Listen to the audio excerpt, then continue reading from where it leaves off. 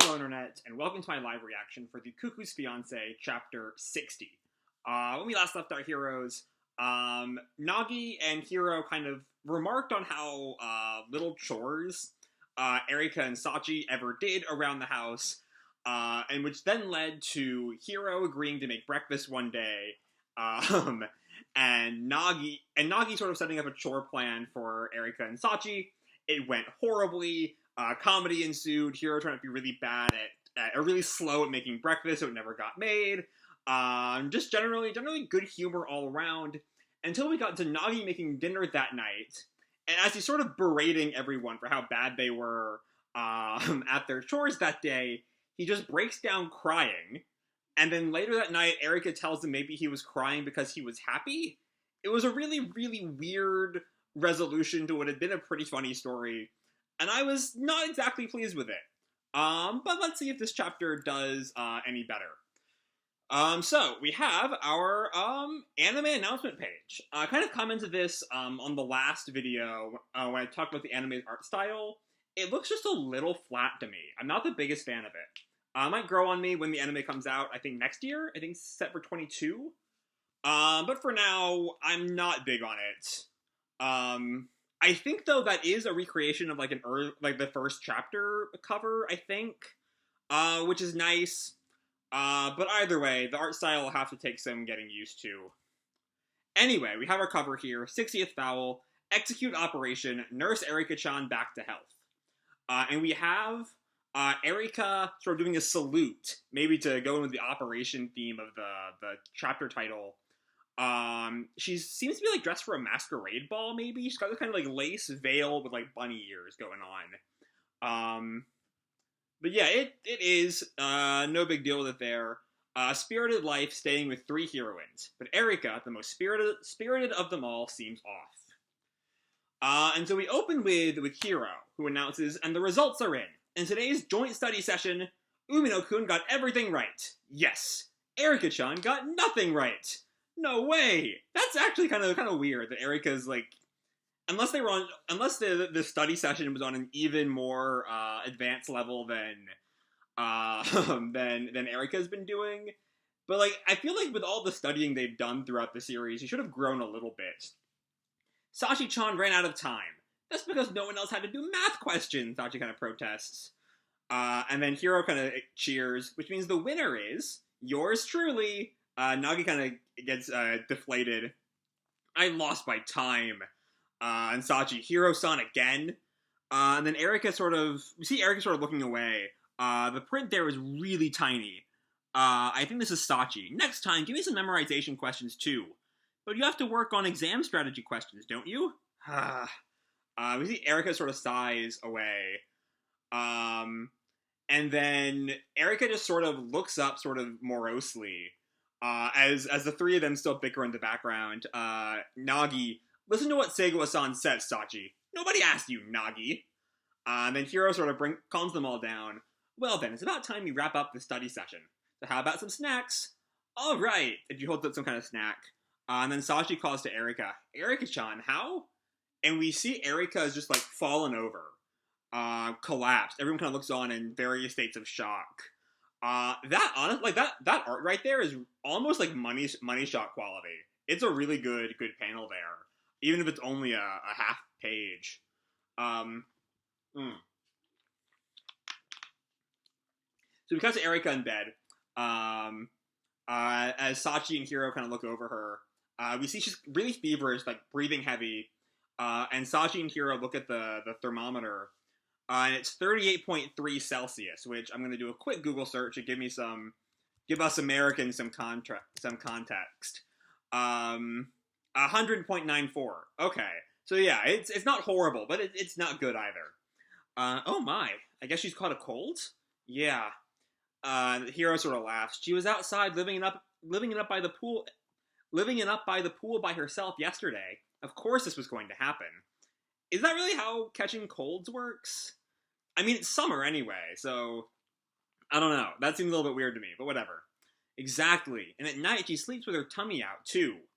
I guess, are these... Because I know there's the common thing in anime about like being out in the rain gives you a cold that I think doesn't have a lot of scientific backing.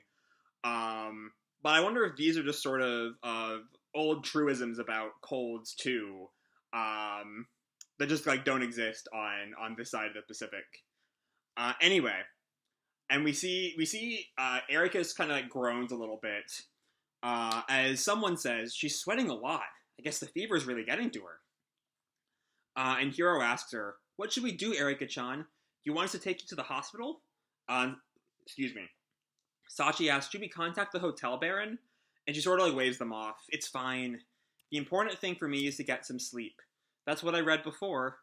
And Sachi and Hiro just sort of sigh there. And Erika tries to comfort them some more. "Besides, I've already taken medicine." And then, I think this is Nagi, because you see Nagi going up the stairs earlier on the page, and then the door opens and the speech bubble comes from outside the door. All that being said, don't you worry. It's going to be okay, because we got this, baby! And he holds up some kind of medicine.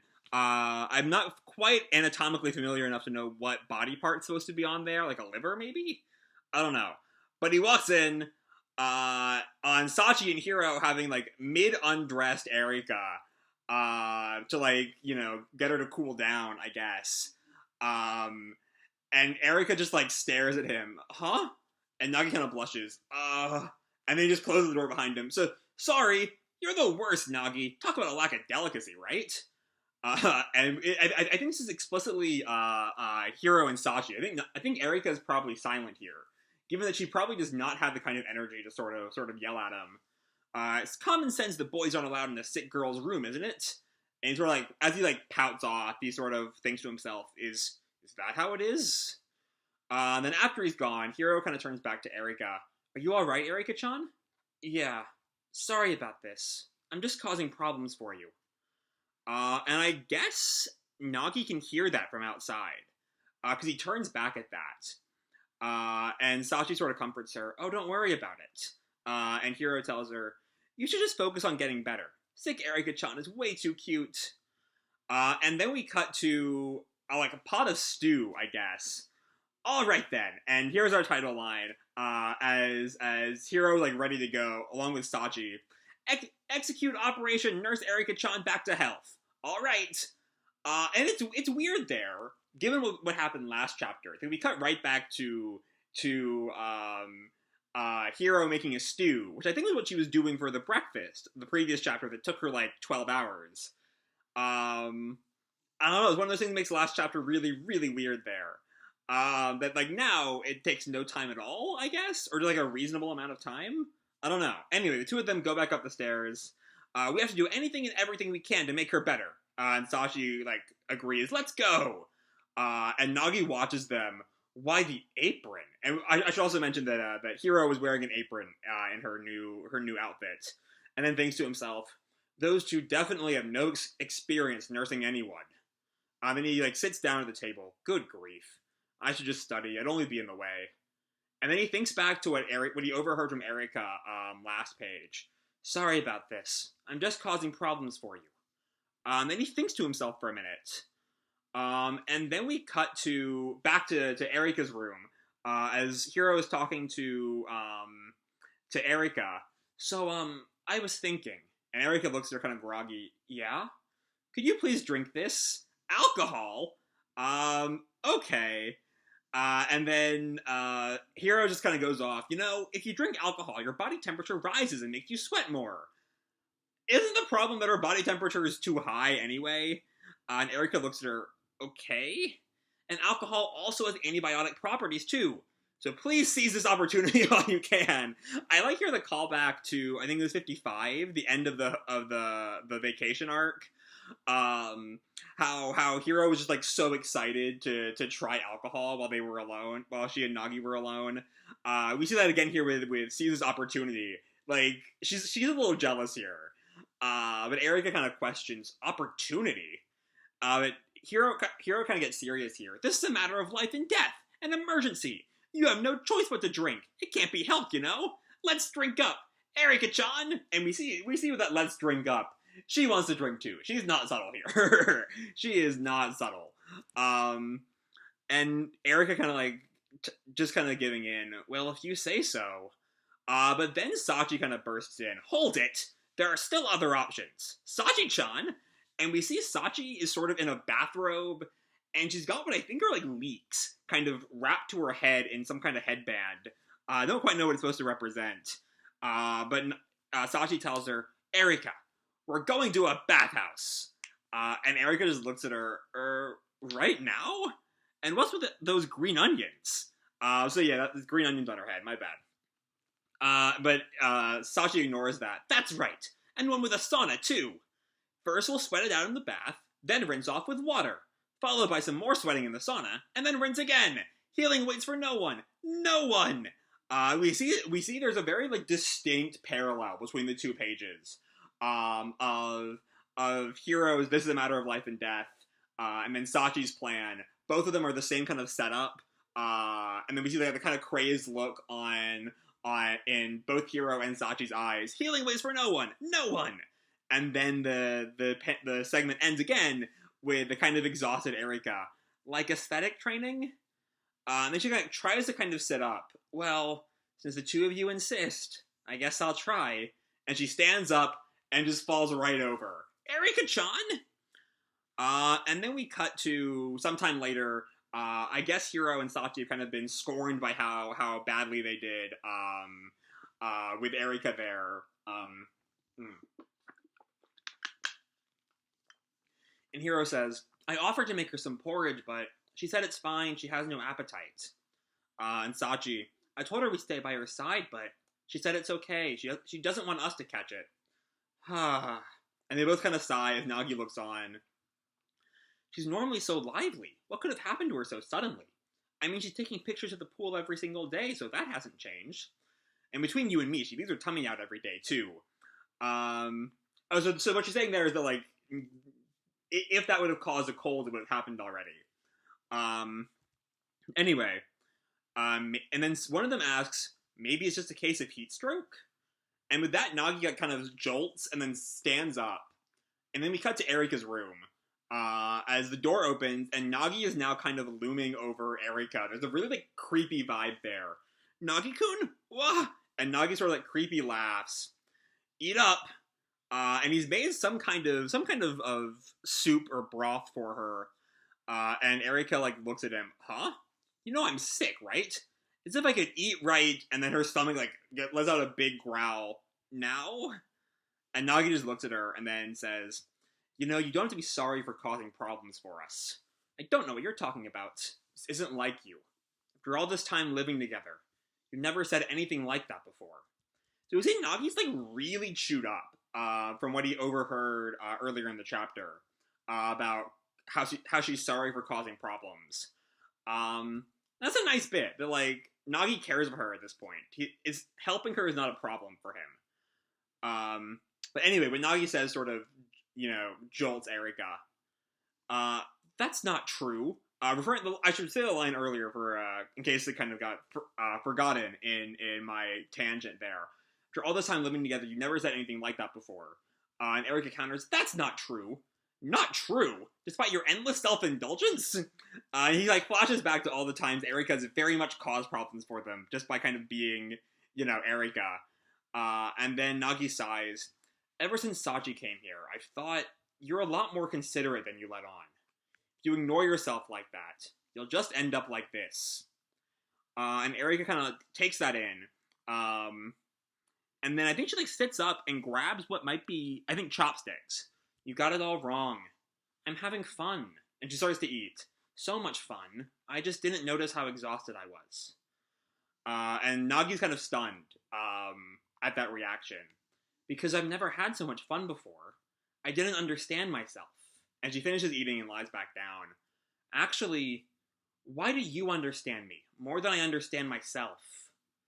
Aw, not just as the NagiEri shipper, but, like, that's just a cute line. That's because you're my fiance. Alright, there's our big Nagi-Eri moment. Okay. Yeah, it's just good to see how much they, like, genuinely care for each other. And how much Erika loves her life now compared to, you know, being the pampered spoiled rich girl, which he still kind of is. She still has a shit ton of money that no one else has. But you know, now that she can now that she's not sort of stuck as the rich girl's daughter and can kind of like live her own life independent of her father somewhat. She's having so much fun. She doesn't know her own limits now, or she never learned her own limits, so she's just kind of going all out.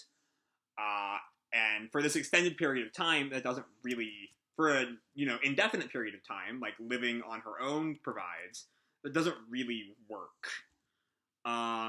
Anyway, we see that Sachi and Hiro have been listening outside the door. So Erika-chan was being considerate. Sachi agrees. I guess so. And then Sachi presses Hiro. But do you get it now? They're really engaged. Because it seemed like, ever since Hiro and Sachi first met, and especially back during the villa stuff, Hiro has kind of been pressing Sachi on her feelings for Nagi. Like, in the background, we see a little bit of it here and there. Right? I'm not mistaken about that? I don't think so. But Sachi kind of stops her. Or tries to stop her. They're really engaged. That's how they are. Even seemingly over Hiro, which means there was another reading to this, not Sachi saying, hey, leave me and Nagi alone. She's saying, hey, Hiro, for all of Nagi's protestations, he is in love with Erika, and not you. The key word there is the not you, of course. Anyway, do you get it now? They're really engaged. And she kind of teases Hiro there. Must be tough for you, huh? Right back at you. This is Hiro now. Right back at you. Can't afford to be careless anymore, can you? Okay, so it's kind of a both ways. Or more. I think when Sachi's speaking, she's specifically saying in love with Erika, not you, Hiro. And then Hiro's kind of pressing it the same way that she's kind of been needling Sachi for a while now. Which again, Sachi shipping is garbage. Sorry, not sorry. But anyway, we then cut to what looks like a raggedy old air conditioner, and someone sniffing the air, and they clap their hands. The smell! I remember. The Katsudon set. This really takes me back. Uminote. It's been 10 years. Is this gonna be Aya? I wonder if Nagi-kun is doing well. And we see Aya. There's our money shot, introducing Aya. There's this sort of... She's very frilly. I'm curious how she's gonna be, like, colored in the anime. Like, her outfit, I mean. And her whole vibe. I can see a kind of... it's Gothic Lolita, the word I'm looking for there. If her outfit is, like, darker toned. But also just a generally kind of... very kind of childish, frilly, like, light pink. If that's the way that it's meant to go. I can't quite tell in the black and white, of course. Anyway, a four-way love begins. The new challenger arrives. Could it be Nagi-kun's first crush? Next time, Sachi busts out a wild theory that leaves even Nagi stupefied. Okay, so I'm gonna leave any Aya positing alone for now, just because there's so little we know about her, and so we'll see if I like her as a character, later. Hopefully she's at least better than Sachi as a romantic interest, because that just, I mean, my problems with Sachi as a romantic interest are well documented. I don't need to go over them here, but you know what I mean by now if you've been watching this channel for a while.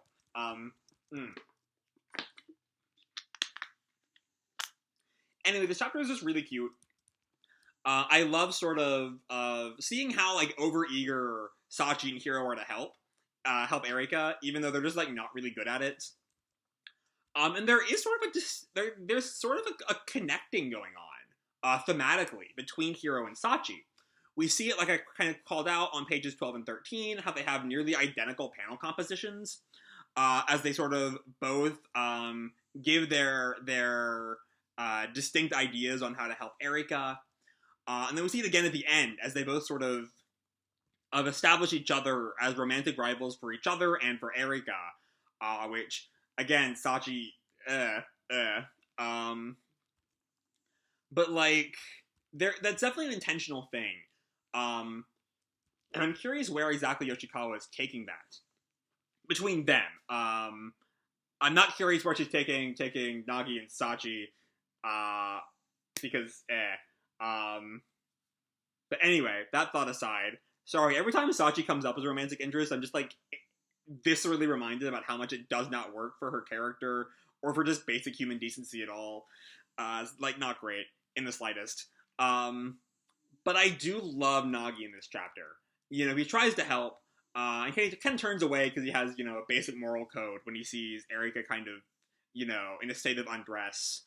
But then he overhears, sorry about this, I'm just causing problems for you. And that's really the thing that kind of overtakes him.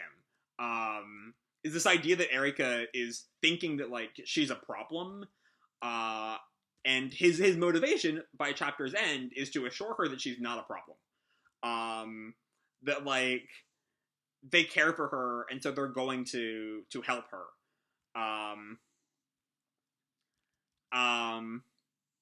And yeah, it's just a really nice sort of assurance of their bond. That works really well because, God, Nagi and Eri are such a good pairing. NagiEri is the pairing for this show. Like, I mean, I'm openly biased on that front, but I love them. They're great.